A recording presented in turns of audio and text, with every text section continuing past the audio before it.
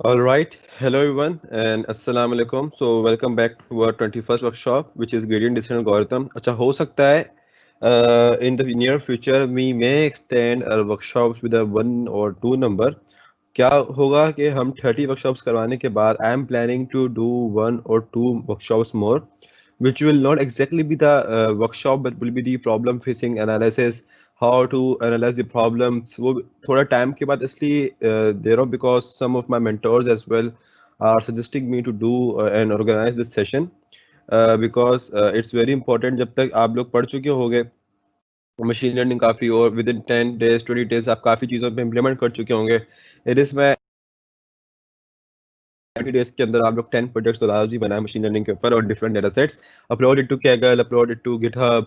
It's your own recognition, alright.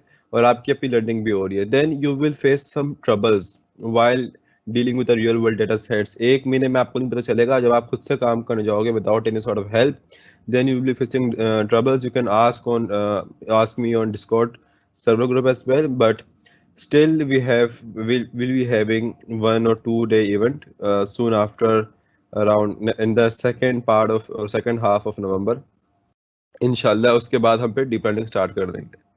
Anyways, so today we won't just go hard because by the way video has already been uploaded. I don't know why students is asking still नहीं रहा. अभी भी तकरीबन 3-4 students ने पूछा है that video is not uploaded. So I have seen 2 times and what I have seen कि video already upload हो गई है. All right, एक तरीका और भी होता है देखने का. Let me see that. यहाँ पे मैं गया हूँ और if it has been uploaded it must come here. Yeah. YouTube पे आ रही होती है और जो आपका इवेंट लिंक होता है ना उसके ऊपर भी उसी वक्त आ जाती है वीडियो. जैसी रिकॉर्डिंग यूट्यूब पे अपलोड होती है तो साथ ही साथ इस पे भी आ जाती है. ठीक है, ये सारा सिस्टम हमारा ऑटोमेट हुआ हुआ है. ऑटोमेटिकली सब कुछ अपने आप हो रहा होता है. So if you simply navigate from here you can access our video. Alright. Okay, so let us get back to this thing. और यहाँ से हम खोलेंगे ग्रेडिएंट डिसेंट एल्गोरिथम की पीडीएफ. ये रिपोजिटरी आप नेविगेट कर सकते हैं. मैंने ऑलरेडी इसको Q&A में सेंड कर दिए. And let me know if you are facing any type of issue right now in my audio और समथिंग एल्स. यहाँ से आप इसको कर लेंगे डाउनलोड और डाउनलोड करने के बाद आप इसको कर लेंगे ओपन. ठीक है, मैंने आज प्रेजेंटेशन नहीं बनाई because I was too busy last night and still in the morning as well in some real world project. So time नहीं मिला प्रेजेंटेशन बनाने का. मैंने एक सिंपल एक डॉक बना दिया. अच्छा, this doc is not actually containing the real typical definition. सब कुछ रियल डेफिनेशन टिपिकल डेफिनेशन नहीं थी बल्कि मेरी एक्सप्लेनेशन है which I am gonna explain right now. Alright, so कल हमने बहुत सारे एक्टिवेशन फंक्शंस देखे. अगर मैंने एक लिंक शेयर किया है ग्रुप के ऊपर जिसमें आप ओपन करेंगे तो डायरेक्टली ये खुलेगा. ठीक है, ये गिटहब के ऊपर भी अवेलेबल है. ये ओपन सोर्स प्रोजेक्ट है इनका गूगल का, जिस लेकिन लाइसेंस चाहिए नहीं कि आप क्लोन करके अपने ऊपर लगा दें कॉपीराइट लग जाएगा. तो इसके अंदर बेसिकली हम क्या करते हैं विजुअली तौर पे. फॉर एग्जांपल मैंने बोला कि मेरा डाटा सेट इस फॉर्म के अंदर है. I am having this sort of data set या I am having for example this sort of data set. तो ये बहुत अच्छा लगा मुझे और ये मैंने ऐसा इत्तेफाक से पहले कभी देखा नहीं था. अब मैंने बोल दिया that I am having 2 features. ठीक है, मेरे पास बल्कि एक ही फीचर है. ऑलराइट. अब मैंने क्या किया, मैंने इस डायरेक्ट इनपुट में 4 डॉलर डाले हुए थे, मैंने एक डाल दिया. चलो ठीक है, आउटपुट के अंदर मैंने एक ही रखा हुआ है. तो अब मैं चेक कर सकता हूँ कि how will be the output will be generated. अब इसमें कुछ टर्म्स है जो आप लोगों को अभी समझ में नहीं आएंगी. अच्छा, ये तो आपको समझ में आ जाएगी प्रॉब्लम टाइप क्लासिफिकेशन है, रिग्रेशन है, लेकिन ये समझ में नहीं आएगी रेगुलराइजेशन क्या चीज़ है. एक्टिवेशन फंक्शन आप लोगों को ऑलरेडी मालूम है. लर्निंग रेट क्या चीज़ है. ठीक है, और ये कुछ चीज़ें हैं. नॉइज आपको ऑलरेडी पता है. बैच साइज क्या चीज़ है. तो अच्छा, ये ratio of training to test data है, इसको आप 70 कर दें जैसा हम नॉर्मली रखते हैं. एनीवेज, तो ये आपको लेयर से थोड़ा बहुत कॉन्सेप्ट थोड़ा बहुत है. ठीक है, आपको इपॉक का कॉन्सेप्ट थोड़ा बहुत है. Epoch means number of iterations. Number of iterations के ऊपर मॉडल इतना ज़्यादा अच्छा तो चला जाता है, लेकिन ज़्यादा नंबर ऑफ इपॉक से मॉडल के ओवरफिट होने के चांसेस भी होते हैं. So we can see the real time performance here. अब यहाँ पे आपको करना क्या होगा, ये जस्ट एक टूल है. इस पर आप जितना मर्जी इंजॉय करें. मैंने बहुत इंजॉय किया आज. सो यहाँ पे रेगुलराइजेशन क्या है ये हम बाद में पढ़ेंगे. तो इसको आप ऐसी भी नन रखने दें, इसको भी पहले से 0 छोड़ दें. उसके बगैर आप जितना डील करना है डिफरेंट एक्टिवेशन फंक्शन के साथ वो आप कर सकते हैं। ये बिल्कुल रिसेंटली डेवलप हुआ है, इसके बैकएंड पे भी केरास और टेंसरफ्लो ही चल रही है। तो अभी इसमें सब 4 है, इसमें भी 4 और आएंगे केरास के, and they will be coming soon as well. तो हमने यहाँ पे डाटा सेट दे दिया कि भाई ये हमारा डाटा सेट है इस तरह का। और अच्छा, इसमें और क्या दे सकते हैं, हमने लर्निंग रेट दे दी है। लर्निंग रेट क्या होता है आज हम वो पढ़ेंगे इंशाल्लाह। हमने एक न्यूरॉन दे दिया, ठीक है। नाउ विल सी कि ये डाटा हमारा इतना परसेंट, ये लर्निंग रेट है, लर्निंग रेट बहुत कम हो गया। बाकी नहीं, सही है, ये सही है, ओके। 10H सही रहेगा, कम रहेगा? रीलू कर देते हैं, जब कुछ नहीं समझ में आ रहा तो रीलू कर दें, and then we gonna play it. अब यहाँ पे रियल टाइम ग्राफ जनरेट हो रहा है। और यहाँ रियल टाइम ग्राफ जनरेट होने के साथ यहाँ पे लिखा आ रहा है कि what is a test loss, what is a training loss. अब ट्रेनिंग लॉस जब ज़्यादा होता है तो ऑब्वियस सी बात है कि टेस्ट लॉस हमेशा ही थोड़ा बहुत ज़्यादा आता है। अब हम यहाँ देख सकते हैं कि एक न्यूरॉन कोई खास परफॉर्मेंस दे नहीं रहा है, बल्कि वो मॉडल को बेड़ा गर्क कर चुका है, वो इन्वायरमेंट सही हमारा डेवलप नहीं हो पा रहा। तो थोड़ी सी भाई एक हिडन लेयर डेवलप कर देते हैं हम। और अब चलो ऐसे ही रैंडमली काम करते हैं किसी खास उसके बजाय।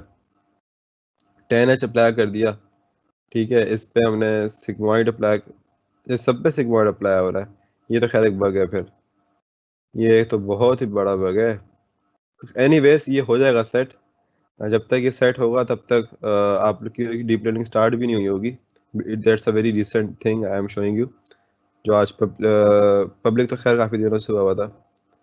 ओके, तो आप इस पे ये भी देख सकते हो कि आप शो टेस्ट डाटा ही नहीं दिखा रहा है, ये वो डाटा दिखा रहा है जो ट्रेनिंग डाटा है। Now will again start learning. और अभी भी ये इतना परफेक्ट काम नहीं कर पा रहा। सो इट मीन्स कि रेलू अभी सही से यहाँ काम नहीं कर पा रहा है। क्यों नहीं कर पा रहा है? बिकॉज ट्रेनिंग लॉस और टेस्ट लॉस हमारा बहुत कम है।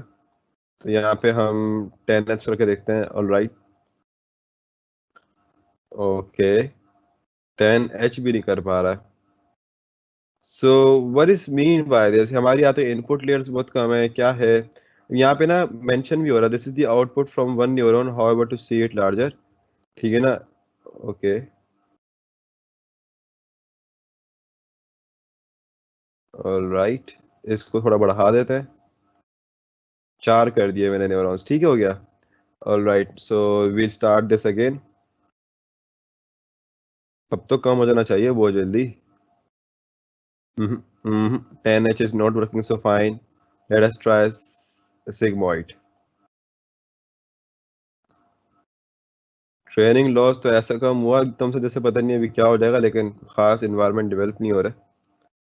ऑल राइट, तो थोड़ा सा प्रॉब्लम, अब इन्वायरमेंट डेवलप होना शुरू हुआ है तकरीबन 500 एपोक के पास, लेकिन ये मॉडल अच्छा नहीं बन रहा है। सो वील सी 10H, ठीक हो गया। तो इस तरीके से आप लोग देखते रहे कि किस किस से अच्छा मॉडल बन रहा है। ये बहुत बेहतरीन किस्म का गेम है। अच्छा, इसमें आप लोग अपनी मर्जी से भी वेट सेट कर सकते हैं, मर्जी की बात कि अगर आप चाहें तो अपनी मर्जी से वेट खुद सेट कर दें। इसने रैंडमली वेट चूज किया, आपकी मर्जी, आप खुद से भी वेट सेट कर सकते हैं। तो ऐसे ही मैंने कहा थोड़ी 10 मिनट के लिए कोई फन शेयर करूं, इतने में स्टूडेंट्स भी आ जाएंगे। ऑल राइट, अच्छा इसका देखते हैं प्री डिफाइंड क्या खुलकर आया था। अच्छा, प्री डिफाइंड जिसका खुलकर आया था वो 10H फंक्शन था, लर्निंग रेट भी वही था। ओके, ऑलमोस्ट वही चीज़ें थी। नहीं, ये तो वही दिखा रहा है। Okay,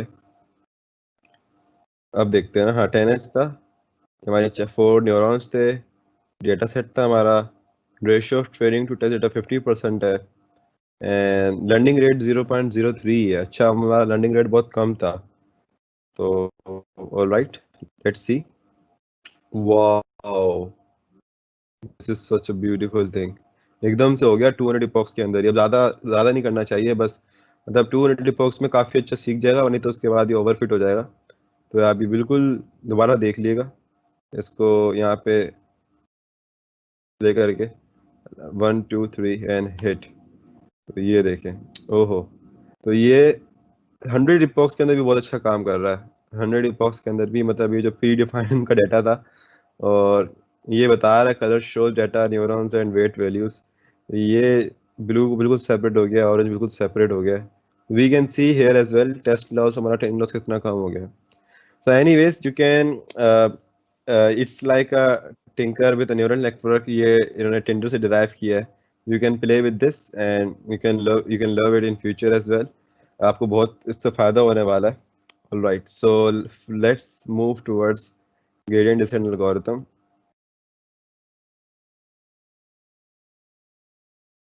Okay. उससे पहले समझने की जरूरत है ऑप्टिमाइजर्स क्या है. हम यहाँ पे एक चीज और खोल लेते हैं. कल हम देखते हैं अपनी पाइपलाइन को देखते हुए चलेंगे कि हमारे पास क्या क्या चीजें थी जो हमने कल देखी, क्योंकि आज हम वो कोड को थोड़ा डिटेल में थोड़ा और समझेंगे जो कल हमने इस्तेमाल किया था. आज हम कोई स्पेसिफिकली, मैंने कोई गलत यूआरएल डाल दिया शायद, github.com, maybe I have made some any typo. तो यहाँ पे मैं अपनी रेपो में जाके कल वाली नोटबुक्स खोल रहा हूँ. आज इंशाल्लाह मेरी कोशिश है कि 8:45 तक हमारी वर्कशॉप एंड हो जाए. और प्लीज़ आज मैं आपको बहुत टाइम दे रहा हूँ, तो कल तक आज की वर्कशॉप मेरी कोशिश होगी इंशाल्लाह जल्दी अपलोड हो जाए. आज मैंने अपनी स्क्रीन रिकॉर्डिंग भी लगा रखी है ताकि अगर टीम्स में इशू होंगे तो पहले ही मैं ही डायरेक्ट अपनी स्क्रीन से अपलोड कर दूंगा. ये है ना, बड़ी प्रॉब्लम क्रिएट करता है ये इपॉक्स. ओके, तो यहाँ पे हमने देखा था कि भाई यार ये हमने यहाँ पे यूज किया था tf.keras.sequential. अब ये क्या कर रहा होता है, हमारे पास ये लेयर डेवलप कर रहा होता है. यहाँ पे हम सब एक ही लेयर बना रहे थे, ठीक है. अब सिक्वेंशियल का मतलब होता है कि हमारी जो लेयर्स हैं वो सिक्वेंशियली ऐड हो रही है, लाइक वन बाय वन. पहले इनपुट लेयर आ रही है, फिर हिडन लेयर आ रही है, जो हम काफी हद तक यही इम्प्लीमेंट करेंगे, tf.keras.sequential ही इम्प्लीमेंट करेंगे. तो हमारी लेयर सिक्वेंशियली ऐड हो रही है. कितनी लेयर हमने डिफाइन की यहाँ पे, हमने सिर्फ एक ही लेयर डिफाइन की है. हम लेयर को डिफाइन करते हैं ना लिस्ट फॉर्मेट. अब मैं चाहता तो यहाँ पे 15 20 25 30 लेयर्स और लिख देता, उससे कुछ वो होता नहीं. लेकिन क्या होता उससे, लेकिन मतलब जरूरत नहीं थी ना, मतलब हमें तो थोड़ा बहुत काम करना था, तो उतना तो सारा लेयर लगाने की, इतनी सारी चीज़ें लगाने की ज़रूरत नहीं थी बिला वजह की कॉम्प्लेक्सिटी सिर्फ 5 नंबर की खातिर. सो एनीवेज, मैंने एक layer with one neuron add किया यहाँ पे. उसके बाद मैंने क्या किया, मैंने यहाँ पे एक मॉडल को जब किया, मॉडल डॉट कंपाइल, ये है हमारा सबसे इम्पोर्टेंट पार्ट. अभी इसमें हम सिर्फ दो चीजें देख रहे हैं, हमने दो इम्पोर्टेंट चीजें बताई हैं. अब ये पता है क्या करेगा, जब मॉडल को कंपाइल कर रहा होगा ना, जब मॉडल को ट्रेन कर रहा होगा, ये देख रहे हैं आप, ट्रेन हो रहा है मॉडल मॉडल डॉट फिट के अंदर. तो ये दो पैरामीटर हमने अपने खुद से पास कर दिए कि लॉस अपने हिसाब से कैलकुलेट नहीं करना है, हमारे दिए हुए हिसाब से कैलकुलेट करना है. It is good to provide loss by yourself. और हमें पता है कि जब हमारा डाटा लीनियर रिग्रेशन के फॉर्मेट में होगा लाइक दिस, ठीक है ना, ये लीनियर रिग्रेशन था, और उसको विजुलाइज कर लेगा, लीनियर रिग्रेशन बनेगा. तो अगर आप डाटा को विजुलाइज करेंगे मॉडल डॉट कंपाइल ऑप्टिमाइजर, अब जो भी हम डाला हो, तो उसका लॉस कैलकुलेट करने के लिए हम क्या कर देते हैं, हम मीन स्क्वायर्ड एरर के थ्रू रिग्रेशन का लॉस कैलकुलेट कर रहे होते हैं. This is also known as loss function. हमारा लॉस फंक्शन जो कहलाएगा, क्या कहलाएगा, मीन स्क्वायर्ड एरर कहलाएगा. अब वो इसका फॉर्मूला क्या है, वो आपके लीनियर रिग्रेशन की रेपो में से चेक कर सकते हैं. देन हमने यहाँ पे डाला हुआ ऑप्टिमाइजर, जो आज हमारा मेन चीज है, वो है SGD. What is optimiser, what is loss, ये क्या चीजें होती हैं. Then there is epoch. यहाँ पे हम लोगों ने लर्निंग रेट मेंशन नहीं किया हुआ, तो इसका जो डिफॉल्ट लर्निंग रेट था इसने अभी वही चूज किया हुआ था. आगे जाके हम लोग लर्निंग रेट भी मेंशन करेंगे. बहुत सारी चीजें हैं. मॉडल को इवेल्युएट कैसे किया जाता है, उसकी एक्यूरेसी कैसे मालूम की जाती है, ये सब अभी करना है. तो इंशाल्लाह हम आखिरी के 10 दिन में ना, मैंने इस भी टाइम स्पेंड करना है how to build a neural network, ठीक है. उस न्यूरल जब आपको वो सीख जाएंगे ना, तो फिर आपको डीप लर्निंग में जब हम एडवांस न्यूरल नेटवर्क पे काम करेंगे लाइक CNN, RNN, और ये तो खैर डीप लर्निंग के प्रोग्राम के रास्ते एक बेसिक होगा, स्टार्टर होगा. मेरी आपसे गुजारिश होगी कि आप लोग अगर पहले ही पढ़ चुके हो CNN और RNN तो बहुत अच्छा होगा, लेकिन हम भी पढ़ाएंगे, ऐसी बात नहीं है. CNN RNN, then we will move to some inventory या कह state of the art models, auto encoders and GANs.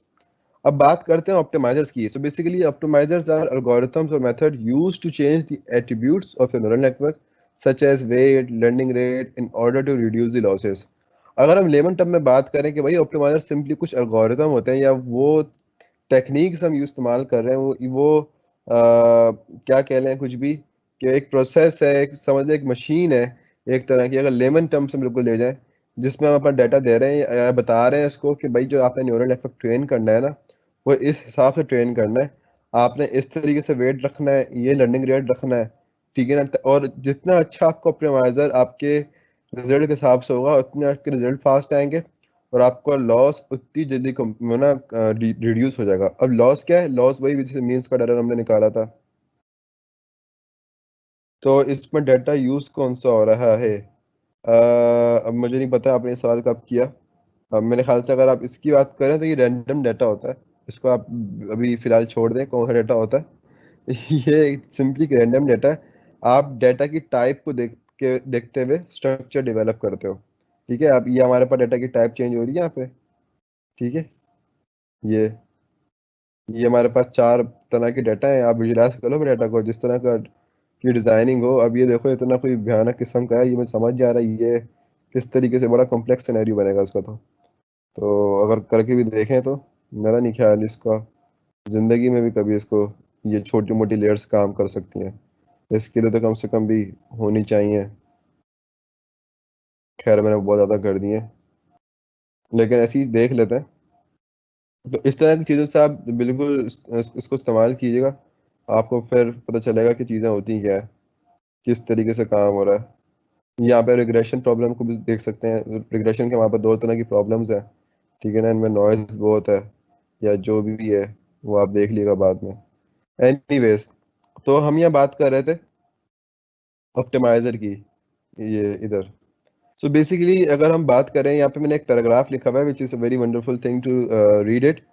What people usually mean by optimization is to find a set of parameters that minimize or maximize a function.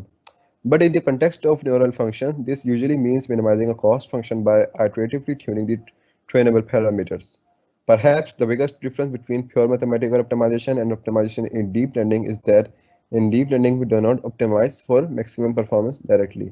अभी क्या समझाने की मैं कोशिश कर रहा हूँ यहाँ पे कि ऑप्टिमाइजेशन से लोग क्या समझते हैं, या ऑप्टिमाइजेशन को आप अगर और अच्छे समझ जाओ तो क्या इसको आप और मजीद अच्छा समझ सकते हैं। Basically this is a set, this is a collection, this is a group, ठीक है ना। वो group of what? A group of parameter जो क्या कर रहे हैं, वो कौन से पैरामीटर हैं जो स्पेसिफिकली हमारे फंक्शन को, कॉस्ट फंक्शन को या लॉस फंक्शन को मैक्सिमाइज या मिनिमाइज करते हैं। कॉस्ट फंक्शन, लॉस फंक्शन क्या होता है अभी आगे जाके मजीद देखेंगे उसको।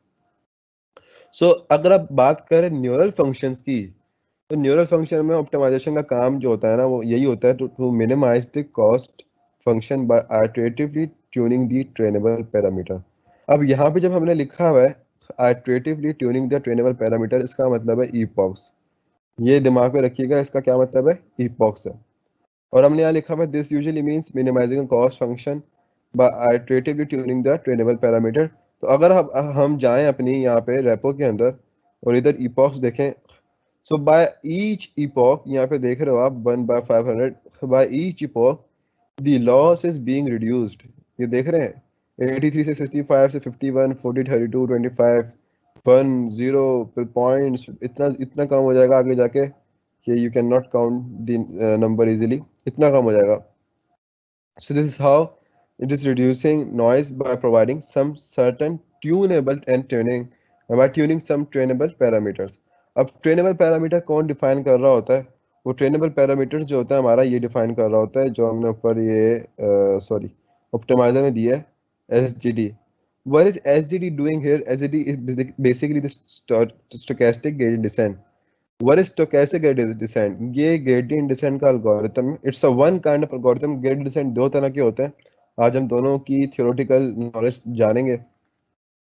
But perhaps the bigger difference between pure mathematical optimization and optimization in deep learning is that in deep learning we do not optimize for maximum performance directly. बिल्कुल। अब अगर हम बात करें ना थियोरेटिकल इसकी नॉलेज की ऑप्टिमाइजेशन की और प्रैक्टिकल लैब इम्प्लीमेंटेशन की ऑप्टिमाइजेशन की, तो ऑप्टिमाइजेशन बेसिकली यूज होता था इन थियोरेटिकल लैब रिगार्डिंग के आप किस तरीके से अपनी परफॉर्मेंस को इंक्रीज करोगे, ठीक है। आपके पास परफॉर्मेंस स्कोर बन रहा होता था, that's something PhD mathematics, so leave it there. But what we are doing in deep learning और इन पाइथन कि हम लॉस को मिनिमाइज कर रहे होते हैं। जब लॉस को मिनिमाइज कर रहे होते हैं ना, तो इनडायरेक्टली हमारी परफॉर्मेंस अपने आप ही मैक्सिमाइज हो रही होती है, ठीक हो गया। हमारे पास मैक्सिमम का कोई मैक्सिमम स्कोर नहीं बन सकता, लेकिन मिनिमम का एक मैक्सिमम का मैक्सिमम स्कोर 100 बन सकता है, ठीक है। 9 के बाद जाके ना आप शायद गौर भी नहीं करोगे यार, आप बोलोगे 100% एक्यूरेसी बनी, जबकि वो एक्यूरेसी स्पेसिफिकली वो एक्यूरेसी नहीं कहलाती है। ठीक है, लेकिन यहाँ पे लॉस, क्योंकि लॉस जो होता है ना बेसिकली जब आपको लॉस बता रहा होता है वो शायद ट्रेनिंग लॉस बता रहा होता है, और training loss can not refer to be a test loss. और ट्रेनिंग लॉस और टेस्ट लॉस क्या है? ट्रेनिंग लॉस इस मींस कि ट्रेनिंग लॉस जो जो ट्रेनिंग टेस्ट के ऊपर उसने समझ के बता रहा है कि भाई मैं इतना सीख चुका हूँ, लेकिन जब हम उसको अनसीन डेटा दिखाएंगे टेस्ट सेट उसकी, उसके बाद हमें उसको इवेलुएट करना पड़ता है, जो कि हम आगे परसों वाली वर्कशॉप में देखेंगे, day after. All right, someone has asked, next 10 days will be about neural networks, not completely about neural networks इंशाल्लाह, लेकिन मेरी कोशिश ये होगी कि एक डीप लर्निंग के अंदर, जब मैं डीप लर्निंग के अंदर आया, so my biggest problem was, जो कि आप लोगों की भी है, how to build this thing. ये कहाँ से हमारे दिमाग में आता है, how to build this scenario. ठीक है, जब मशीन लर्निंग का मॉडल हमने बनाया था तो हम लोग रैंडम फॉरेस्ट ये सारे एल्गोरिथम पे वर्क कर रहे थे, फिर लेकिन आहिस्ता आहिस्ता आज हमारे दिमाग में ये इंट्यूशन जरूर है कि रैंडम फॉरेस्ट किस तरीके से काम करता है, ये किस तरीके से काम करता है, ये किस तरीके से काम करता है। तो किस टाइप के डाटा पे आपको एक पहले ही देखते ही पता चल जाएगा कि ये, अब वहाँ पे तो 5-6 एल्गोरिथम होते हैं, आप सारे भी इम्प्लीमेंट करने में मसला नहीं है, यहाँ पे एल्गोरिथम बहुत सारे होते हैं। ठीक है, यहाँ पे एल्गोरिथम बहुत सारे किस तरीके से होते हैं, क्योंकि आपको खुद बनाना होता है और आप जैसा मर्जी बना दो, तो उसके हिसाब से आपको देखना होता है। अब यहाँ पे एक्टिवेशन मेंशन नहीं हुई हुई कि आप एक्टिवेशन रेलू डालोगे क्या डालोगे, तो उन सबको हम देखेंगे, don't worry for that. Meanwhile, come back here, Ayaan has asked optimization सिर्फ मॉडल की परफॉर्मेंस के लिए यूज करते हैं? Optimization basically used for learning the model better. ठीक है ना, फॉर बेटर परफॉर्मेंस आप कह सकते हो। अब ग्रेडियंट डिसेंट एल्गोरिथम है, या आडा बूस्ट है, आदम ऑप्टिमाइजर है, इस तरह की भी और सही चीजें पढ़ेंगे आप आगे जाके। तो these are basically optimizer function which is helping us to learn better a data. अब अगर हम यहाँ पे जाएं प्ले ग्राउंड के ऊपर तो ये हमारे पास डाटा है। अभी यहाँ पे मेरे ख्याल से इन्होंने ऑप्टिमाइजर का ऑप्शन डाला हुआ नहीं है, what I have seen so far here. Yes, they haven't put the of, या तो कोई डिफॉल्ट है, देख लूंगा मैं इसका भाई कौन सा डिफॉल्ट है, लेकिन उन्होंने ऑप्टिमाइजेशन मेरे ख्याल से डाला नहीं है। अब यहाँ पे हो क्या रहा होता है, फॉर एग्जांपल अब जब हम ट्रेन करते हैं ना मॉडल को, फॉर एग्जांपल हमने यहाँ पे मॉडल को ट्रेन करना शुरू कर दिया, फॉर एग्जांपल इसको छोड़ दें या इसको अभी हटा देते हैं, ये डिफॉल्ट वाला ले आते हैं। ओके, डिफॉल्ट वाला ले आता है। तो फॉर एग्जांपल अगर मैं इसको यहाँ पे रन करता हूँ, अभी क्या हो रहा है, हमारा मॉडल ट्रेन हो रहा है आहिस्ता आहिस्ता आहिस्ता आहिस्ता आहिस्ता आहिस्ता। अब कुछ अगर आप कुछ ऑप्टिमाइजर फंक्शन पे डिपेंड करता है, अभी यहाँ पे जो भी ऑप्टिमाइजर फंक्शन यूज किया, I don't know what is the type of optimizer function here, लेकिन उसने 85 इपॉक में काफी हद तक बहुत बेहतरीन किस्म का लॉस डिक्रीज कर दिया, कि इतना तो मशीन लर्निंग कभी जिंदगी में नहीं कर सकता था। लेकिन अगर अभी आप कर रहे होते ना ये काम किसी और ऑप्टिमाइजर फंक्शन जो कि इसके रेलिवेंट ना होता, तो अब तक आपके हो चुके होते कोई तकरीबन 400-500, तब भी ये ना अच्छा चल रहा होता। This is directly relevant to the activation function. अगर आपकी एक्टिवेशन फंक्शन भी इररेलेवेंट लगी हुई हो, लाइक अगर मैं एक्टिवेशन फंक्शन इररेलेवेंट लगा दूंगा, तो वो देर से हमारे डेटा को अंडरस्टैंड करेगा। जैसे कि अगर आप यहाँ देखो, तो इपॉक्स मुस्तकिल चल रही है, लेकिन it's still not able to understand a data clearly. Epoch out, हमारा जो टेस्ट लॉस और ट्रेनिंग लॉस है वो एक जगह पे आके रुक गया है। ठीक है ना, ज़्यादा कम नहीं हो रहा खास, लेकिन डाटा हमारा ओवरफिट हो जाएगा, लेकिन ये इसके ऊपर ट्रेन नहीं हो सकेगा so far very soon. So the same manner हमारे पास जो होता है ना वो भी यूज हो रहा होता है। क्या यूज हो रहा होता है? Optimizer function. अब ऑप्टिमाइजर फंक्शन बेसिकली क्या कर रहा होता है, हमारे पास एक लोकल मिनिमा चाहिए होता है हमको। Now what is local minima? अब यहाँ पे अगर हम बात करें what we want to achieve, यहाँ पे लिखा हुआ है maximum accuracy is equal to correct sample divided by all sample on a test set. ये मतलब इसको आप छोड़ दें, इस हम बेसिकली क्या बताना चाह रहा हूँ मैं यहाँ पे, कि हमारे पास जो बेहतरीन सैंपल्स हैं, यहाँ पे जो करेक्ट सैंपल्स हैं, वो अगर सही बता रहा है, एवरीथिंग इज प्रिडिक्टेड राइट, तो मींस एक्यूरेसी हमारी प्योर 100% आ रही है। तो इसको तो आखिर आप लोगों को पता है what is accuracy and how to calculate accuracy, आप लोगों को मैट्रिक्स के बारे में पता है, that what is cross validation matrix. तो इन सब कुछ, सॉरी कंफ्यूजन, सब आप लोगों को मालूम है, तो इसको ज्यादा कंफ्यूज मत कीजिएगा ये लाइन पढ़ के। But what we actually do, यहाँ पे हम लोग क्या कर रहे होते हैं, क्रॉस एंट्रोपी को मिनिमाइज कर रहे होते हैं। क्रॉस एंट्रोपी को अगर आप बात करें कि व्हाट इज क्रॉस एंट्रोपी, तो cross entropy is basically the measurement या द मैग्नीट्यूड और a measure of the difference between true probability distribution for a given random variable और सेट ऑफ इवेंट्स। हम जब प्रोबेबिलिटी की बात करते थे नाइव बेस के अंदर, अगर मैं यहाँ पे नाइव बेस की इक्वेशन खोलूँ, ओके, कोई आसान सी आ जाए, नहीं तो मुझे अपनी खोलनी पड़ेगी। ऑलराइट, तो यहाँ पे मैंने एक नाइव बेस की इक्वेशन खोल ली है। ओपन इमेजिन न्यू टैब, यहाँ ज़्यादा अच्छा समझ में आ जाएगा। अगर मैं नई बेस की इक्वेशन खोलूँ तो हमारे पास एक प्रोबेबिलिटी सी होती है, एक प्रोबेबिलिटी अज्यूम कर ले हमारे पास सी, एक प्रोबेबिलिटी हमारे पास एक्स है, ठीक है। ये हमारे पास नई बेस इस तरीके से काम कर रहा होता है। और क्रॉस एंट्रोपी क्या होता है कि वो इन दो एंट्रोपी के बीच जो प्रोबेबिलिटी डेवलप हो रही होती है ना, ये उसकी मेजरमेंट होती है जिसके थ्रू हम प्रोबेबिलिटी काउंट कर रहे होते हैं। अब फॉर एग्जांपल हमारे पास एक कन्फ्यूजन मैट्रिक्स डेवलप होता है कि हम बोलते हैं कोई इतने सैंपल जो है 100% सही है, उतने सैंपल 100% सही नहीं है, ठीक है। अब वो आंसर हमारे पास 1 और 0 में आ रहा है। What will we do? For example अगर मैंने बोला कि चेक फेशियल रिकग्निशन करो और डिटेक्ट करके बताओ क्या ये हुज़ैफा है या नहीं है। अब वो फेशियल रिकग्निशन परफॉर्म करने के बाद, डिटेक्ट करने के बाद बता रहा है कि भाई मुझे 90% हुज़ैफा लग रहा है, लेकिन 10% मुझे हुज़ैफा नहीं लग रहा, मतलब 90% या 0.9 हमारे पास स्कोर आ रहा है। तो क्या होगा जब हमारे पास 90% स्कोर आ रहा होगा, वो तो 90% कैसे इवेल्युएट होता है? तो वो 10% और जो 90% जो हमारे पास दो डिफरेंट प्रोबेबिलिटीज थी या दो डिफरेंट इवेंट्स थे, वो किस तरीके से हमारे पास इवेल्युएट हो, तो उसका एक फॉर्मूला होता है जो कि आपको बस पढ़ने की जरूरत है। ये सारा डीप लर्निंग खुद कर रहा होता है, ये जिसमें थियोरेटिकल नॉलेज देने का मकसद ये है क्योंकि आगे इससे रेलिवेंट चीजें आएंगी जो भी आएंगी, ठीक है। हम लोग बाइनरी क्लासिफिकेशन से प्रोबेबिलिटी भी काउंट करना सिखाऊंगा। फॉर एग्जांपल अब मैंने प्रिडिक्ट करा, वो बोल रहा है भाई 50% हुज़ैफा लग रहा है, सो हाउ कैन ही से कि भाई वो 50% हुज़ैफा है। अब दो इवेंट्स हैं हमारे पास, लाइक एक इवेंट मेरे पास है कि हुज़ैफा है, एक इवेंट मेरे पास है कि फुरकान है, ठीक है। There are two people. अब फुरकान की अलग प्रॉपर्टीज थी, मेरी चेहरे की कुछ अलग प्रॉपर्टीज थी। अब वो दोनों जब इवेंट इन अ प्रोबेबिलिटी आए और उसके ऊपर कंपैरिजन हुई प्रोबेबिलिटी की, अब कितना कुछ कितनी जगहों पे वो 1 आ रहा है, कितनी जगहों पे 0 आ रहा है, तो इस तरीके से क्रॉस एंट्रोपी होकर हमारे पास एक प्रोबेबिलिटी बेस्ड रिजल्ट जनरेट हो रहे होते हैं। तो इसको हम कहते हैं क्रॉस एंट्रोपी। बेसिकली इसको नहीं कहते cross entropy, is basically difference. मतलब अब किस तरीके से कहेंगे डिफरेंस को, अब मैं यहाँ पे बेसिकली ग्राफ दिखा देता हूँ छोटा सा, जिसको हम समझते हैं कि भाई एक्चुअल लोएस्ट क्रॉस एंट्रोपी ना आपकी यहाँ सेंटर में आनी चाहिए। अगर आप मेरा कर्सर देख रहे हैं तो यहाँ सेंटर में आनी चाहिए, लेकिन मेरा यहाँ पे आ गया, ठीक है, या मेरा यहाँ पर आ गया, जिसकी वजह से क्या हो रहा है कि हमारी एक्यूरेसी इतनी ज़्यादा शाइनी नहीं रही या कुछ भी प्रॉब्लम हो सकती है। तो क्या होगा, उसका काम क्या होगा हमारे ऑप्टिमाइजर फंक्शन का, कि वो क्रॉस एंट्रोपी को बिल्कुल यहाँ पे लाके छोड़ेगा हमारे इसको, जिससे हम कह सकते हैं हमारा लॉस फंक्शन क्या है। You can be say anything else, ठीक है ना, आप कुछ भी कहना है। सो वेयर यहाँ पे थ्योरेटिकल डेफिनेशन भी लिख दिया हमने और यहाँ पे बता भी दिया कि बेसिकली ऑप्टिमाइजर फंक्शन कर क्या रहा है।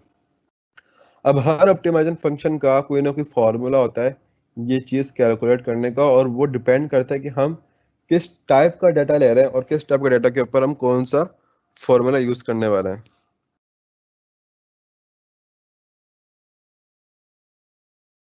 ये कैसे पता चल रहा है कि मॉडल ट्रेन नहीं हो रहा?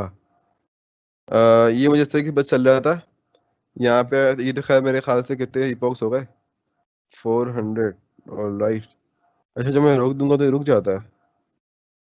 लेट मी सी, 1 2 3 4 5 6, नहीं कंटिन्यू रहता है।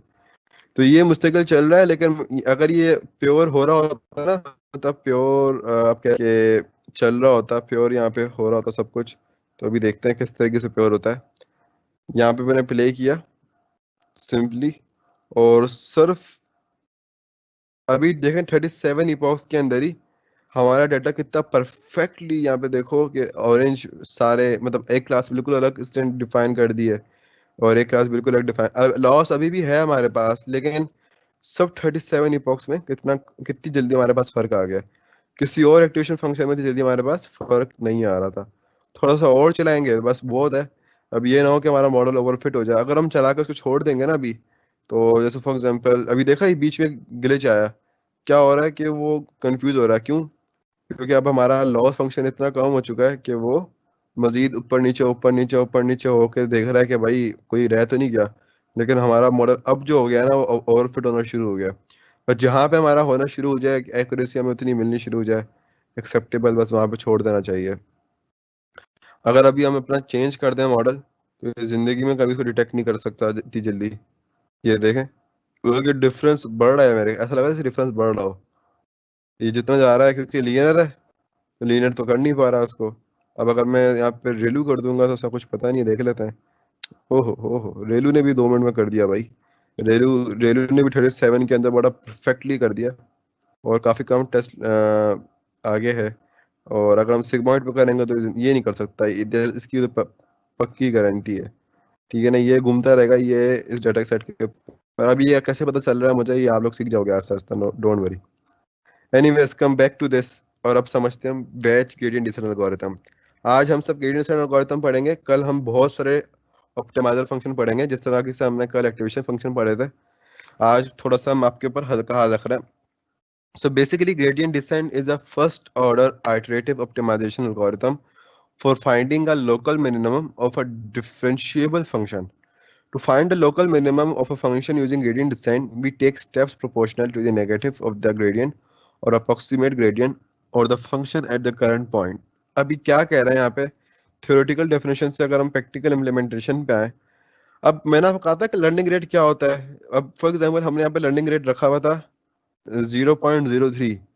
अब लर्निंग रेट ना ज्यादा आपका कम हो सकता है ना आपका ज्यादा हो सकता है। अब कम लर्निंग रेट पे पता है क्या होगा, सिर्फ इतना आसानी से सीखें इसको। ये है हमारा इनिशियल वेट, जो ब्लैक बॉडी आ रही है आपको नजर में, ये हमारा इनिशियल वेट है।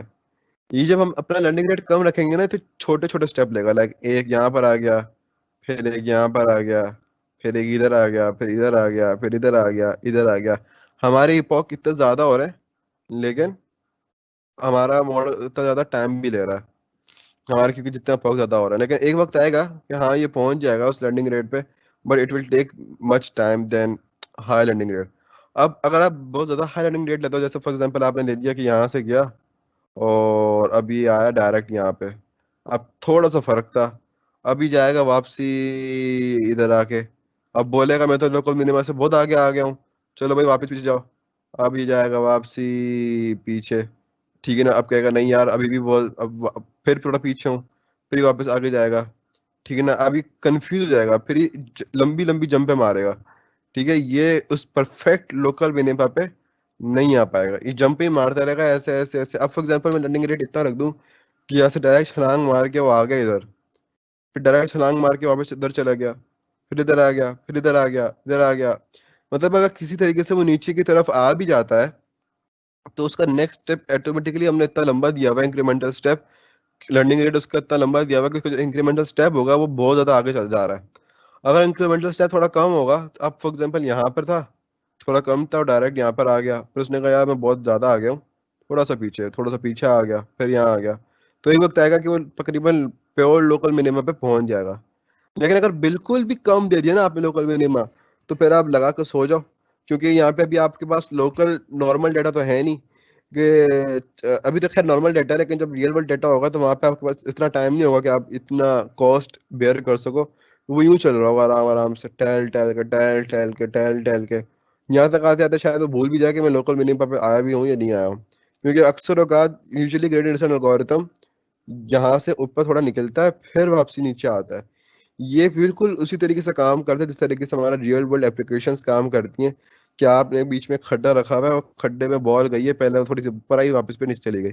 अगर मैं आपको ग्रेडियंट डिसेंट की एक जीआईएफ इमेज में विजुअलाइजेशन दिखाऊं,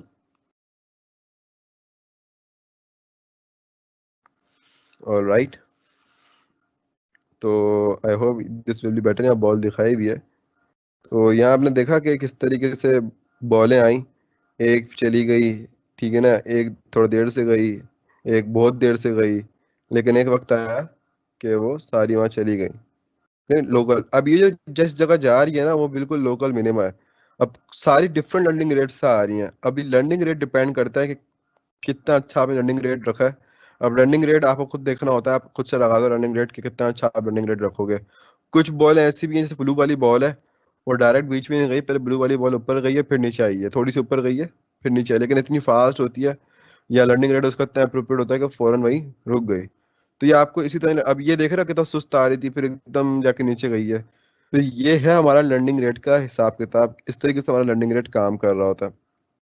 अब अगर आप देखो तो ये एक तरीका है, ये भी बिल्कुल परफेक्ट विजुअलाइजेशन है किस तरीके से हमारा डाटा नीचे फ्लो करता है, या क्रॉस एंट्रोपी के लिए हमारा सैंपल जो होता है नीचे फ्लो कर रहा होता है और लोकल मिनिमम में पहुंच रहा होता है। अब ये जो अगर आप ग्राफ देख रहे हो ना जितने भी, ये हमारे पास जी 3 स्क्वायर्स हैं, 3 एक्सेस हैं, सॉरी। तो 3 एक्सेस क्यों है हमारे पास? एक हमारे पास बायस का होता है, एक हमारे पास वेट का होता है, एक हमारे पास कॉस्ट फंक्शन का होता है। एरर मींस कॉस्ट फंक्शन, ये तीनों चीजों के ऊपर हमारे पास प्लॉटिंग हो रही होती है। ये तीनों चीजें हमारे पास जो जहाँ पे मिनिमम होती है ना, वो हमारा बिल्कुल परफेक्ट जो होता है ना, आप कह लो कि ऑप्टिमाइज्ड लॉस होता है, जो भी आप कह सकते हो कह लो उसको। मतलब सबसे मिनिमम हमारा जो है ना कॉस्ट फंक्शन यही होगा, तो उससे हमारा पास कॉस्ट फंक्शन आता है। अब जैसे हमने कल जो इम्प्लीमेंट किया, इसको कि थोड़ी पता चल रहा है कि y is equal to 3x+1 होगी इक्वेशन हमारे पास। वो घूम फिर के आया होगा उस जगह पे कि भाई जब वैल्यू 3 से जब नीचे जाएगी ना तो क्रॉस, अब 3 से जब वैल्यू छोटी हो रही है तो अब जो ना एरर बढ़ रहा है, तो 3 पे आके रुक गया होगा, 1 पे आके रुक गया होगा नियरली नियरली, और वहां पे आके हमारा मॉडल ट्रेन हो गया, भाई इसने बोला ये परफेक्ट हमारे रिजल्ट्स हैं। सेम इज हैपनिंग हियर, ये हमारा ग्रेडियंट था, ये थोड़ा सिंपल फॉर्म में लिखा हुआ है, ठीक है, ये हमारा वेट है। अभी हम मैं बायस का फैक्टर को इन्वॉल्व नहीं कर रहे, ये सिंपल सिंपल यहाँ आ रहा है, वेट कम होता जा रहा है इसका, वेट कम हुआ कम हुआ कम हुआ कम हुआ कम हुआ, एक वक्त आएगा कि हमारे पास जो कॉस्ट होगी या जो कॉस्ट फंक्शन होगा वो बिल्कुल कम हो जाएगा। अब कॉस्ट फंक्शन यहाँ पे डायरेक्ट नंबर में नहीं लिखा होता जिससे कर्व बन जाए, नहीं तो आप नंबर में बोलेंगे, बहुत अच्छा सवाल लोगों का होता है, मुझे अच्छा लगता है वो सवाल कि भाई नंबर तो यूं चलते हैं लाइक 100 से स्टार्ट हुआ और फिर इन्फिनिटी तक चला गया, वहां पे कहीं पॉलिनोमियल रिप्रेजेंटेशन नहीं होती। यस, पॉलिनोमियल रिप्रेजेंटेशन नहीं होती, लेकिन यहाँ पे जो परफॉर्मेंस होती है पॉलिनोमियल में होती है, क्योंकि उस जगह पे आप परफॉर्म नहीं कर सकते। अब पॉलिनोमियल में कैसे होती है कि आप क्या करते हो, जो आपके पास कॉस्ट की वैल्यूज होती है ना उनका आप डेरिवेटिव निकाल लेते हो, जिस जगह पे आके आपका मिनिमम कॉस्ट फंक्शन निकल जाता है, ठीक है ना, आप उस डेरिवेटिव का इंटीग्रल निकाल लेते हो, मतलब ये मॉडल खुद कर रहा होता है, और उसके बाद जो है ना आपको वो बता रहा होता है कि आपका ये लॉस पर इपोक डेवलप हो रहा है। ठीक हो गया, आपको ऑप्टिमाइजेशन फंक्शन और ग्रेडिएंट डिसेंट एल्गोरिथम की ये फाउंडेशन समझ में आ गई? Please let me no.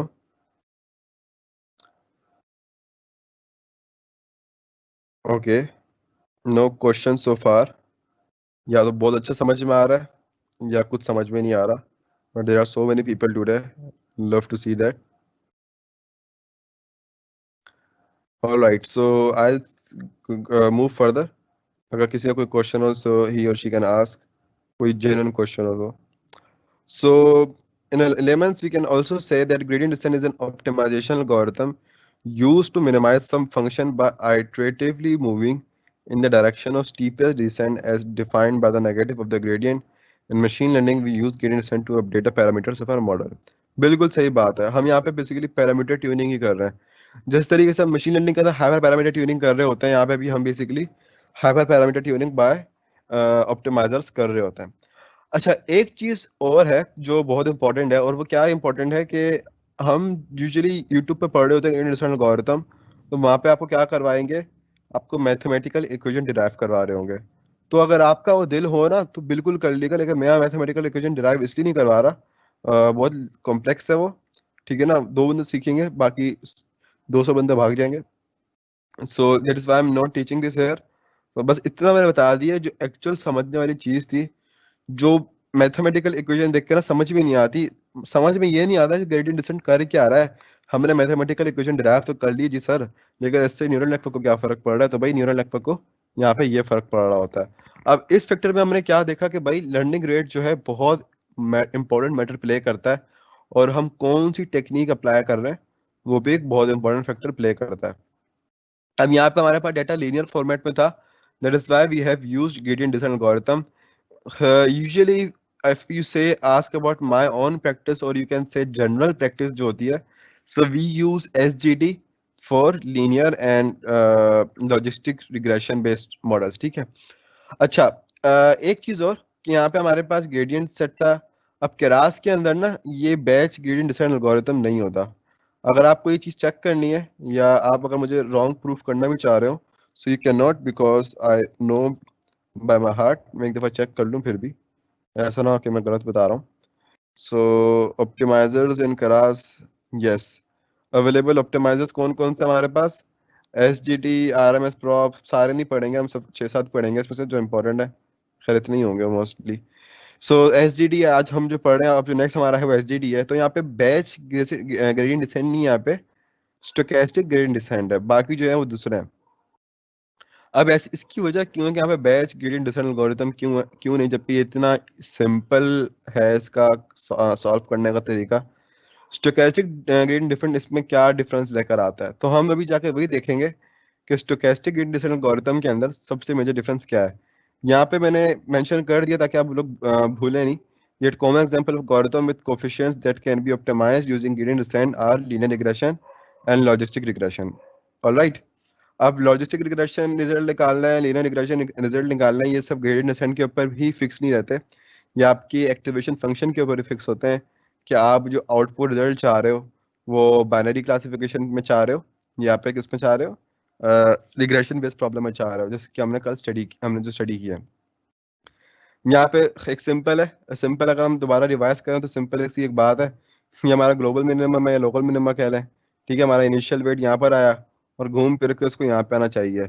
Learning rate बड़ा होगा तो लंबे लंबे छलांगे मारेगा, बीच में नहीं आ सकेगा। छोटा होगा तो बहुत टाइम लगेगा नीचे आने तक, आपका मॉडल फेल हो जाएगा।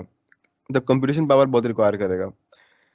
So let us read again that what is the cost function. The cost function and loss function usually refers the same.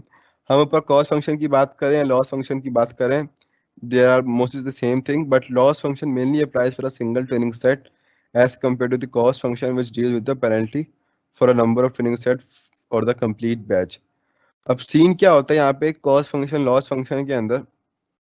Cost function हम कब बात करते हैं, जब हमारे पास एक तमाम डेटा सेट के ऊपर जब हम फंक्शन को लगाते हैं ना, तो उसको हम क्या बोलते हैं? कॉस्ट फंक्शन बोलते हैं। लेकिन जब हम पर आइट्रेशन फंक्शन का वैल्यू फाइंड कर रहे होते हैं या उसका मैग्नीट्यूड फाइंड कर रहे होते हैं कि हमारा फंक्शन की वैल्यू क्या है, तो उसको हम क्या बोलेंगे? लॉस फंक्शन बोलेंगे। अगर हम यहाँ देखें अपनी रेपो पे, तो यहाँ पे हमारे पास पर आइट्रेशन लिखा आ रहा है लॉस, लेकिन जब हम पूरे बैच का लॉस प्लॉट करेंगे उसको क्या बोलेंगे? हम कॉस्ट फंक्शन बोलेंगे। डीप लर्निंग का बहुत इंपॉर्टेंट पार्ट होता है लॉस फंक्शन। जो models state of the art models होते हैं जो पहले कभी बने ही नहीं है, लाइक आप गेम्स यूज कर रहे हो कुछ ऐसा बनाने के लिए जो जिंदगी में एग्जिस्ट ही नहीं करता। ठीक है, गेम्स में आप करोगे इस तरह की चीजें, तो आपका कॉस्ट फंक्शन बहुत मैटर करता है। वहां पे इतना मैटर करता है कि कॉस्ट फंक्शन आपका अगर अच्छा है तो it means you have achieve the victory. आपको कॉस्ट फंक्शन फाइंड करना है। अब मेरे पास कॉस्ट, अब मैं एक प्रोजेक्ट बना रहा हूँ, उसके अंदर मुझे अभी तक 10 डेज हो गए हैं और अभी तक मेरा वो मॉडल ट्रेन ही नहीं होके दे रहा है प्रॉपर, क्योंकि कभी लाइट इशू हो गया है, 1 सेकंड के लिए भी हो जाए आपका जीपीयू बंद हो जाए या कुछ हो जाए तो मसला हो जाता है। That is why I have stopped that work and will continue on the server इंशाल्लाह सून। तो वहाँ पे भी यही प्रॉब्लम होती है कि आप कई दिन लग जाते हैं आपको to use the best neural network approach or to use the best optimization approach when you are dealing with the real world data set, data set। आपको अच्छी अप्रोच इस्तेमाल करने में काफी टाइम लगता है। सो ऑलराइट, यहाँ तक आपको सबको समझ में आ जाना चाहिए। ऑलमोस्ट समझ में आ गया, बट वापस समझा दो तो ओके। क्या वापस समझा दो, ये तो बता दिया करो कि समझाऊं क्या वापसी, या रिपीट क्या करूं? वेस्ट सेड 80% समझ में आ गया, that's a very great thing.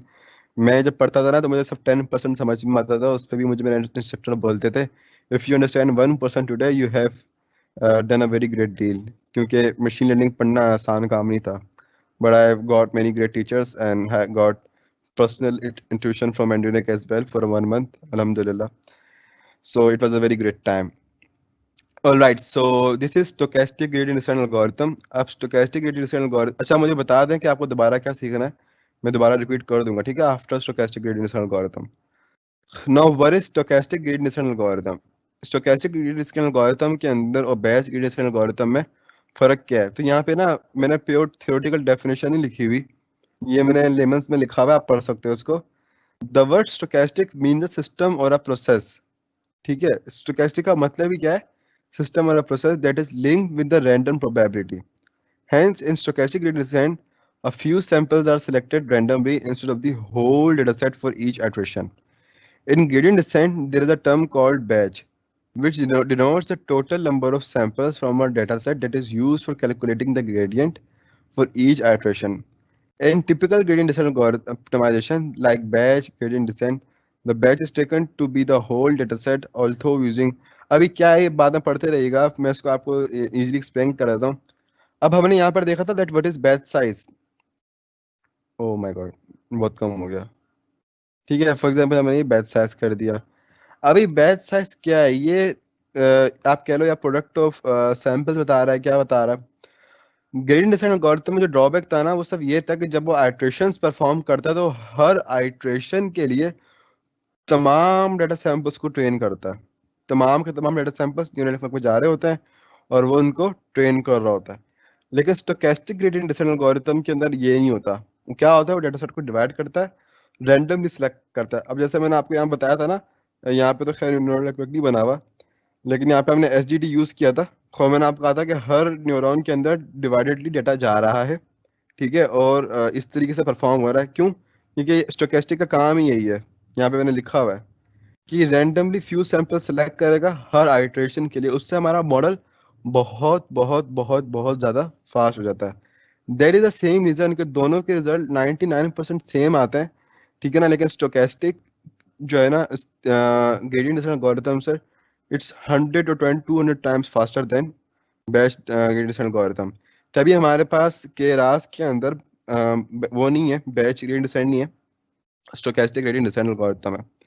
So now you can simply understand that what is stochastic gradient descent algorithm. अगर gradient descent समझ में आ गया है, अब चाहें तो उसको मैथमेटिकली समझ लें. यहाँ पे algorithm लिखा हुआ है that for i in range m, ठीक है, यहाँ पे probability है और कुछ functions बन रहे हैं, vectors हैं, इनका algorithm है. अगर आप कौन सा algorithm है जो जो क्या कह लें आपके स्टोकेस्टिक ग्रेडिएंट डिसेंट चूज करता है सैंपल्स को फॉर रैंडमली सिलेक्शन, वही एल्गोरिथम है जो ट्रेन टेस्ट स्प्लिट के अंदर है. वही एल्गोरिथम है जो हमारे आपने देखा होगा हम रैंडम नंबर्स जावा के अंदर निकाल रहे होते हैं. मैंने कभी देखा नहीं what is the algorithm of finding of या रैंडम, जो भी कर लो. बेसिक एल्गोरिथम है जो आज तक का सबसे परफेक्ट एल्गोरिथम होगा. तो ये बैकएंड में वही रैंडम नंबर जनरेटर का जो भी एल्गोरिथम होगा वही चल रहा होता है. आप लोग देख लीजिएगा इसको. बट ये रैंडमली सैंपल कोई करता है, कोई खास कैलकुलेट नहीं करता. ये रैंडमली हर वेटेज में से ना मतलब पार्टीशन बना लेगा, भाई यहाँ से कुछ सैंपल उठा लेगा और पर आइटरेशन उसके ऊपर अपनी परफॉर्म करेगा, ऑप्टिमाइज करेगा अपने कॉस्ट फंक्शन को. तो एस जी डी जो है वो रैंडमली डाटा सिलेक्ट करता है, कोई खास कैलकुलेशन नहीं है. कैलकुलेशन एसजीडीए की भी और बीजीडीए मतलब gradient descent batch gradient descent algorithm और स्टोचैस्टिक ग्रेडिएंट डिसेंट एल्गोरिथम की सेम है, जो कि हमने यहाँ पे लिखा हुआ है. ठीक है, यहाँ पे ये एल्गोरिथम है.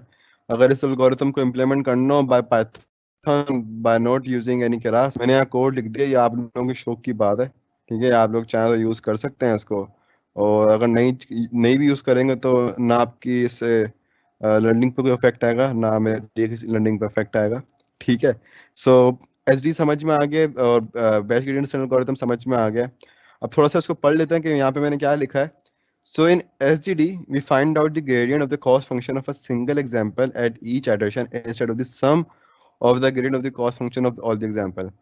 In SGD, since only one example from the dataset is chosen at random from each iteration, the path taken by the algorithm to reach the minima is usually noisier than your typical gradient descent algorithm.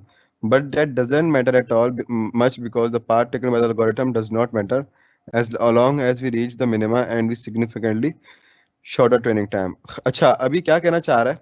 अब ये जो है ना, अगर आप इनकी कभी performance देखेंगे ना रियल वर्ल्ड या सिमुलेशन पे, तो होता क्या है कि ग्रेडिएंट डिसेंट एल्गोरिथम बिल्कुल उसके पास तमाम डेटा सेट होते हैं, तो उसका जो पास होता है ना बड़ा स्मूथ बनता है. भाई ऊपर से उतरा है और बिल्कुल ना नीचे नीचे जा रहा है आराम से. ये बिल्कुल बेसिकली डेप्थ है, ये जो बन रहा है ना डेप्थ है. और डेप्थ तो हमारे पास चला गया ये लोकल मिनिमम है. लेकिन स्टोचैस्टिक डिसेंट एल्गोरिथम के ऊपर ऐसा नहीं होता, क्योंकि वो रैंडमली सैंपल सेलेक्ट किए हुए होते हैं, तो उसके जो पाथ होता है वो काफ़ी नॉइजी होता है. थोड़ा हो काफी हो, इट हैपेंस। लेकिन इससे हमारा कोई सरोकार नहीं होता, क्योंकि इंटरनेट के ऊपर ना आपको ये बता देंगे कि दोनों के साइड इफेक्ट क्या हैं, दोनों के एडवांटेजेस क्या हैं, लेकिन इससे ये नहीं पता चलता कि इससे मॉडल के ऊपर क्या फर्क पड़ता है। तो मॉडल के ऊपर ना कोई फर्क नहीं पड़ता as far as we find our local minima. Local minima मिलना चाहिए, फिर भले इसने कोई सा भी रास्ता अपनाया हो। जैसे आपने बोला, आपके ने एक कोई किसी बंदे को हायर किया हो, आप बोलो भाई मुझे फर्क नहीं पड़ता कि आप गाड़ी के अंदर हो, बाइक में हो, जहाज में आके लैंड करो या हेलीकॉप्टर में हो, आपको इस टाइम पहुंचना है, ठीक है।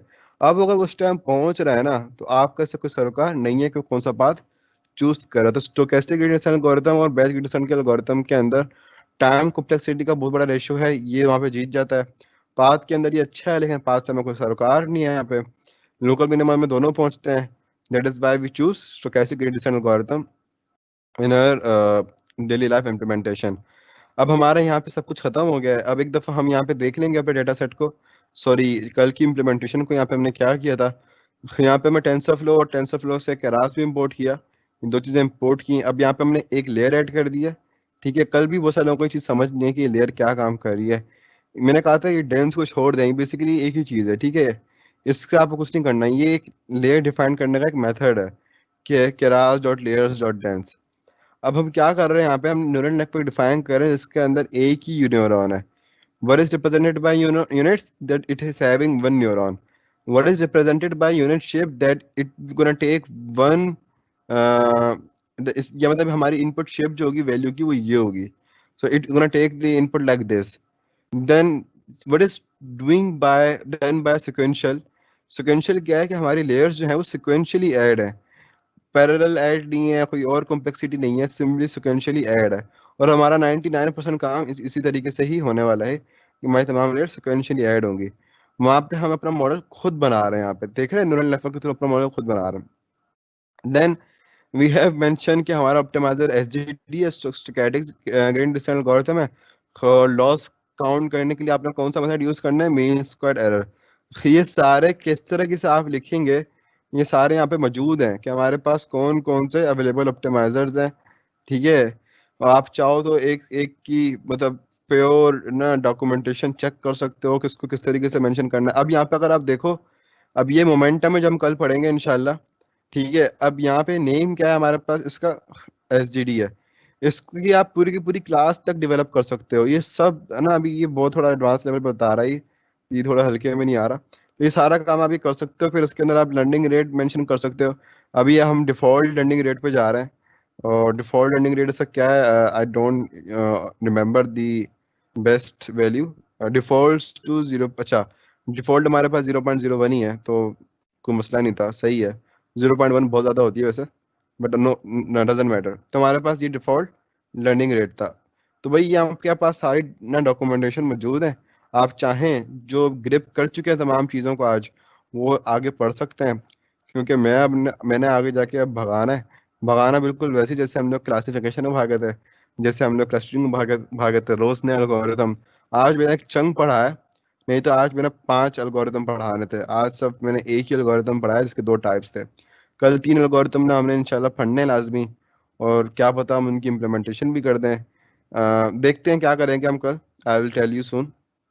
सो till here, if you guys are having any sort of question, you can ask me right away.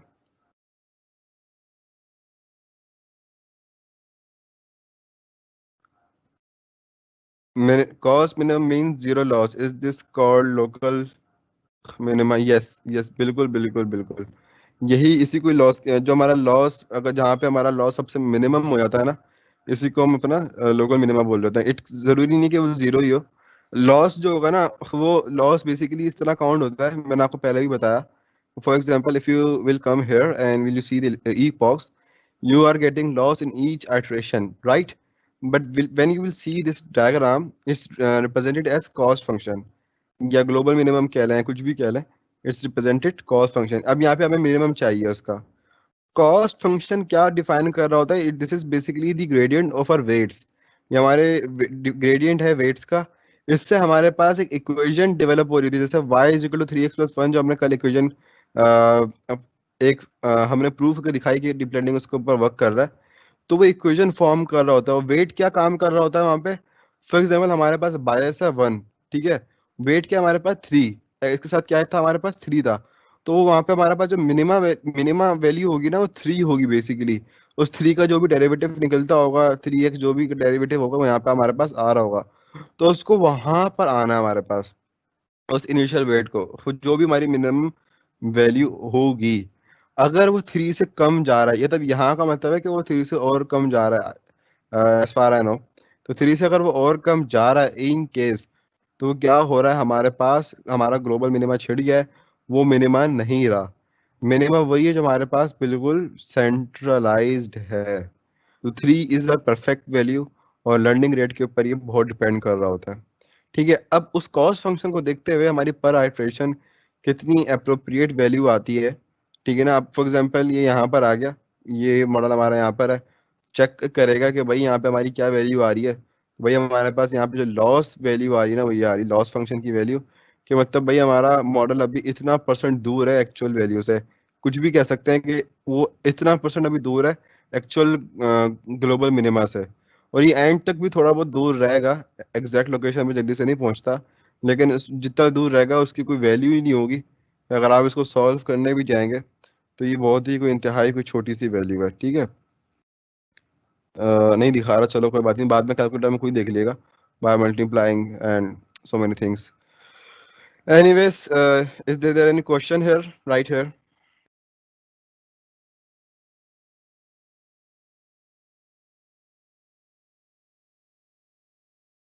All right, how to use GitHub? No issue, brother. देखिए GitHub पे कुछ नहीं करना। I also came very late in GitHub, जब Google का डंडा पड़ा तो GitHub पे आना पड़ा, and then you can see here, यहाँ पे मैं आया। ठीक है, यहाँ पे आपने अपना अकाउंट बनाना है। ठीक है, और वैसे खैर गिटअप कमांड लाइन से भी चलता है और जीवाई से भी चलता है। ये देख रहे हो मेरी बहुत कम ही पुशेस हैं अभी, आजकल ज़्यादा कर रहा हूँ। मैंने बहुत सारे अपने पैकेज डिलीट भी कर दिए। तो यहाँ पे आके आप यूजुअली क्या करते हो, एक न्यू रिपोजिटरी बना देते हो, यहाँ से न्यू करोगे और यहाँ अपनी रेपो बना दोगे। रेपो बनाने के बाद फॉर एग्जांपल आपका कोड है, वैसे मैं अभी गिटअप पे आ गया हूँ। अगर आपको सिर्फ कोड अपलोड करना है, प्रोडक्ट डेवलपमेंट नहीं करना, तो उसके लिए सीखना कुछ नहीं होता। आपने सिंपली क्या किया, ये फॉर एग्जांपल एक रिपोजिटरी है, उसके अंदर मैं आ गया हूँ, और रिपोजिटरी के अंदर आने के बाद फॉर एग्जांपल मैं कोई भी फाइल अपलोड करना चाह रहा हूँ ना यहाँ पे, तो मैं फाइल एक्सप्लोरर खोलता हूँ अपना, और यहाँ जैसे फॉर एग्जांपल मैंने कोई भी फाइल अपलोडिंग पे लगा दी है। अब ये ग्रेडियंट एल्गोरिथम की एक पीडीएफ फाइल जो थी वहाँ अपलोड हो रही है, यहाँ पे मैंने लिख दिया GGHH, तो ये अपलोड यहाँ हो जाएगा, लेकिन मुझे यहाँ पे अपलोड करना नहीं है, तो मैंने यहाँ पे कैंसिल कर दिया। You can perform like this, लेकिन इसका एक पूरा कोर्स होता है एक आध दिन का, आप यूट्यूब पे सीख सकते हैं उसको, how to use GitHub. Alright, any further question guys?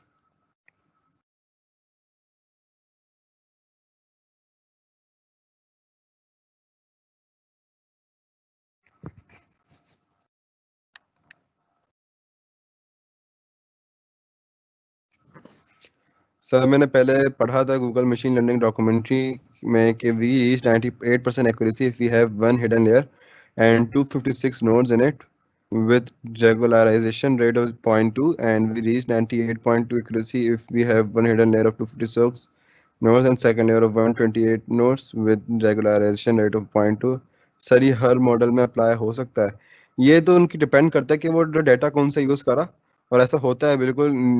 Multiple hidden layer से हमारी एक्यूरेसी बढ़ती चली जाती है, लेकिन वो कंप्यूटेशन पावर बात नहीं आ गई ना, मॉडल आपको ऑप्टिमाइज होना चाहिए, कंप्यूटेशन पावर की भी आपकी उतनी ही ऑप्टिमाइज होनी चाहिए कि आपका मॉडल। अब टेस्ला चाहे तो एक दिन में सेल्फ ड्राइविंग कार बना दे, क्या करे वो बोले कि भाई मैं लगा दो भाई 1 लाख नोट्स लगा दो, कैलकुलेट कर लो। वो 1 लाख नोट्स जो सॉल्व करने में इतना टाइम ले लेगा कि गाड़ी उसको इतनी मोहलत भी नहीं देगी, वो कहीं ठुक वुक चुकी होगी, कहीं इसका एक्सीडेंट हो चुका होगा। सो इससे कैलकुलेट परफॉर्मेंस से बहुत फर्क पड़ता है। Any other question guys in this regard? No, global minima is the same as local minima, आप कुछ भी बोल दो उसको। इसके थोड़ा सा फर्क होता है, बाद में बताऊंगा मैं आपको। अभी अभी इसमें कोई फर्क, जो आज हमने पढ़ा इसमें कोई फर्क नहीं है, इसमें global minima local minima same चीज है। Any further thing? So I guess there is no any sort of further question. So we're gonna end our class here. All right. अब हम एक चीज यहाँ पे और देख लेते हैं कि कल क्या पढ़ेंगे। तो कल इन्हीं से कुछ देख लेंगे, कल इन्हीं से कुछ पढ़ लेंगे, या कन्वोल्यूशनल न्यूरल नेटवर्क पढ़ लेंगे। लेकिन उससे पहले आपको बहुत सारी चीज़ें नहीं आती हैं। तो जो हमारे बच्चे कुछ कंसेप्ट रह गए हैं, लाइक रेगुलराइजेशन, कल हम इम्प्लीमेंटेशन करेंगे क्लास में। तो माइंड बनाकर आइएगा कि आज जितनी आसानी नहीं होगी, कल कल थोड़ा टफ काम है, तो प्लीज़ बी रेडी। ठीक है। Alright, so we'll see you tomorrow. Sir, if we use TensorFlow in every ML scenarios or some selected scenario, depend करता है आपका सिनेरियो कौन सा है। अगर आपका सिनेरियो कॉम्प्लेक्स हो तो आप टेंसरफ्लो क्लास यूज कर लो। ठीक है। अगर आपका सिनेरियो कॉम्प्लेक्स नहीं है इतना और डेटा सेट छोटा है तो मशीन लर्निंग का सिंपल मॉडल यूज कर लो।